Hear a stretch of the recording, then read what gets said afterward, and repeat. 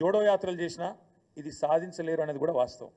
అట్లాగే తెలంగాణలో గత 10 సంవత్సరాలుగా కేసీఆర్ గారు అకుంఠిత దీక్షతో మొక్కవోని పట్టుదలతో ఒక అభివృద్ధి యజ్ఞం చేసినారు. ఇది కూడా వాస్తవం అని మీ నివేదికనే చెప్తా ఉంది.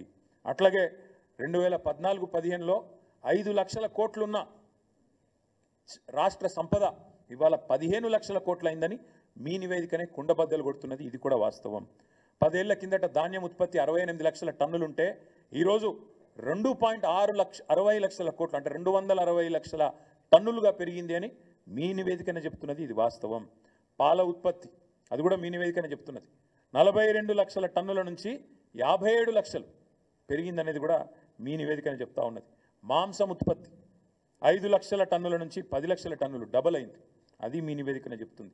గొర్రెల ఉత్పత్తిలో జీవ సంపదలో నెంబర్ 1 భారతదేశంలో తెలంగాణ. అది మీ నివేదికనే చెప్తున్నది. ఇన్లాండ్ ఫిషరీస్లో భారతదేశంలో నెంబర్ 1 తెలంగాణ. అది కూడా మీ నివేదికనే చెప్తా ఉన్నది. ఇట్లా అన్ని రంగాలలో సర్వతోముఖాభివృద్ధి సాధించింది తెలంగాణ. ఇది వాస్తవం. ఇంకా ఒక మాటలో చెప్పాలి అంటే accidental chief minister Revanth Reddy గారు అడ్డిమారి గుడి దెబ్బలు అయినో ఇప్పటికైనా ఈ సొల్లు బంజి. ఇప్పటికైనా తెల్లారలేస్తే కేసీఆర్ని తిట్టుడు, రంకలేసుడు, బూతులు మాట్లాడుడు, దివాలాకోరు మాటలు మాట్లాడుడు, తెలంగాణను శపించుడు, తెలంగాణను తెల్లారలేస్తే దూషించుడు బంజే అని చెప్తా ఉన్నాం. నేను ఊరికేనే అనట్లేదు, ఏదో దుగ్ధతో మాట్లాడట్లేదు. తెలంగాణను ఎవరు తిట్టినా, తెలంగాణను ఎవరు దూషించినా, తెలంగాణను ఎవరు కించపరిచినా ఇదే పద్ధతిలో జవాబిస్తాం. ఎందుకంటే నువ్వు సిగ్గులేనోడివి కాబట్టి, మూర్ఖుడు కాబట్టే తెలంగాణను ఒక క్యాన్సర్ రోగితో పోల్చినావు. తెలంగాణ ఒక వ్యాధిగ్రస్తమైన రాష్ట్రంగా మాట్లాడినావు. అందుకే నేను అంటున్నాను, నువ్వు మూర్ఖుడివి, చదువుకో.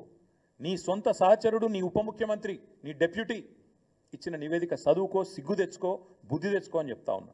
ఇంకొక మాట కూడా నేను చెప్తా ఉన్నా. మరి మేమేమో ఇంత పని చేసినాం, నువ్వేం పని చేసినావు ఈ సంవత్సరంలో? అది కూడా చెప్తా. ఏం చేసినావంటే ఈ సంవత్సరంలో ఈ సన్నాసి చేసిన పని, ఇగో ఇది కూడా వాళ్ళ నివేదికనే, మాది కాదు. ఈ సన్నాసి చేసిన పని ఆయన ఉప ముఖ్యమంత్రి గారు బయటపెట్టారు. ఇక మేము దిగిపోయే నాడున్న రేషన్ కార్డుల సంఖ్య 89,97,000 అంటే దగ్గర దగ్గర 90 లక్షలు. 89,97,000 అని ఆయనే చెప్పాడు మేము దిగిపోయేనాడు. మరి కొత్తగా వీళ్ళు ఏమని